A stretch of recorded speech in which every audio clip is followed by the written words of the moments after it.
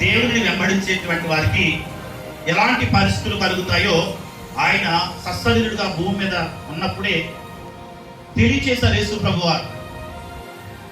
ఆయన ఆది అంతమునై ఉన్నవారు కనుక, ఆయనకు సమస్తము తెలుసు కనుక, ఆయన సమస్తమును ఎరిగిన వారు కనుక జరగబోయే సంగతులను కూడా ఆయన ముందుగానే బయలుపరిచి తన యొక్క భక్తుల చేత పరిశుద్ధ గ్రంథమైన బైబిల్లో దేవుడు రాయించారు.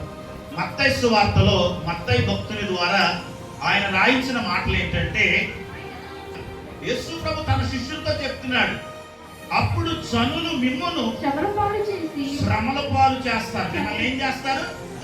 శ్రమల పాలు చేస్తారు. సువార్తను ప్రకటిస్తున్నందుకు, వాక్యాన్ని ప్రకటిస్తున్నందుకు, యేసే దేవుడని చెబుతున్నందుకు ప్రజలు మిమ్మల్ని శ్రమల పాలు చేస్తారు. శ్రమల పాలు చేయటమే కాదు, అవసరమైతే చంపేస్తారు.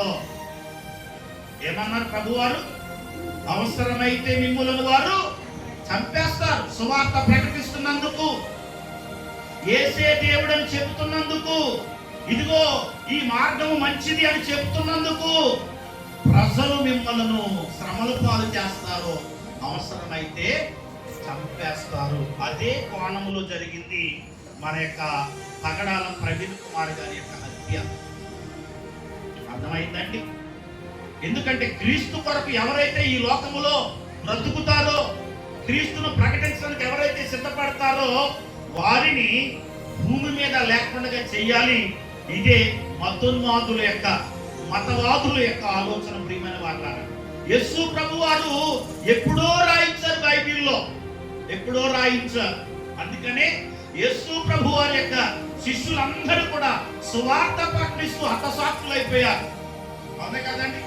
యేసు ప్రభు వారి యొక్క శిష్యులందరూ కూడా సువార్త ప్రకటించే క్రమంలోనే వారు హత్య గావించబడ్డారు, రంపములతో కొయ్యబడ్డారు. ఏమండి పిల్లరా, రాళ్లతో కొట్టి చంపబడ్డారు. స్టెఫనును ఆనాడు పిల్లరా పరిశుద్ధ గ్రంథమైన బైబిల్లో పౌలుగా మార్చబడిన సౌలే రాళ్లతో కొట్టి చంపడానికి సమ్మతించాడు. స్టెఫను అనే భక్తుని రాళ్లతో కొట్టి చంపారు. పిల్లరా, వాళ్ళు ఏదో ఘోర నేరాలు చేయలేదు. యేసు క్రీస్తును ప్రకటిస్తున్నందుకు, యేసు క్రీస్తే దేవుడు, ఇదే సత్య మార్గము, ఆయనే ప్రపంచానికి దేవుడు, ఆయనొక్కడే దేవుడు అని ప్రజలకు చెబుతున్న తరుణంలో అది నచ్చక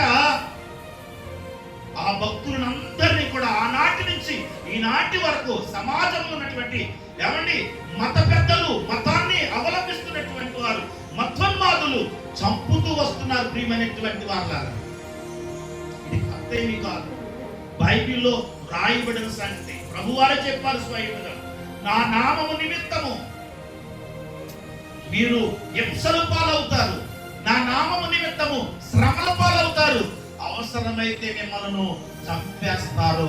ఏమండి మన భారతదేశానికి సువార్తను ప్రకటించడానికి వచ్చినటువంటి యేసు ప్రభు శిష్యులలో ఒకడైనటువంటి తోమా గారిని కూడా మద్రాసులో ప్రార్థన చేసుకుంటుండగా, తెల్లవారుజామున అతడు ప్రార్థన చేస్తూ ఉండగా, ఆ కొండ గుహలో ప్రార్థన చేసుకుంటుండగా కొందరు దుండగులు బల్లెము తీసుకుని వెళ్ళి వెనక మాటలుగా పొడిచి చంపేశారండి. మన భారతదేశానికి సువార్త తీసుకొచ్చింది ఎవరంటే తోమా గారు. మద్రాసులో తన సువార్తను ప్రారంభించాడు ఆయన. కేరళ, మద్రాసు అంతా కూడా సువార్త ప్రకటిస్తున్న సందర్భంలో ఒక కొండ గుహలో నివసించేవాడు ఆయన. ఆ కొండ గుహలో నివసించి ఆ ప్రాంతానికి సువార్త ప్రకటిస్తుంటే ఆనాడు ఉన్నటువంటి మతోన్మాదులు పిల్లగా, ఇదిగో ఇతడు మన ప్రాంతానికి వచ్చి అందరినీ కూడా ఇదిగో క్రైస్తవంలోకి మార్చేస్తున్నాడు, మన మతాన్ని అతడు ఇదిగో మన మతంలోంచి అనేక మందిని అతడు వేరొక మతంలోనికి లాగేస్తున్నాడు అని కదా మతోన్మాదులు ఆనాడు పిల్లరా తోమా గారిని పిల్లరా ఆ యొక్క గుహలో బల్లెముతో పొడిచి చంపారండి. యేసు ప్రభు శిష్యులందరూ కూడా అలాగే హతసాక్షులయ్యారు. ఎందుకంటే ముందుగానే ప్రభు చెప్పారు, యేసు ప్రభు కూడా ఈ లోకానికి వచ్చి ఆయన కూడా చంపబడ్డాడు. ఆయన కూడా ఏమయ్యాడండి? చంపబడ్డాడు. ప్రజలందరి నిమిత్తమే చంపబడ్డాడు. దేవునికి స్తోత్రం కలుగును గాక.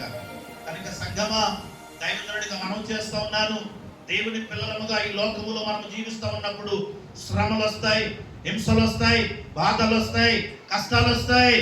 కానీ ప్రభు అంటున్నాడు, వాటన్నిటిలోంచి కూడా నేను మీకు సహాయం చేస్తాను. కనుక మీరు ధైర్యముగా ఉండండి అని ప్రభు చెప్తా ఉన్నారు.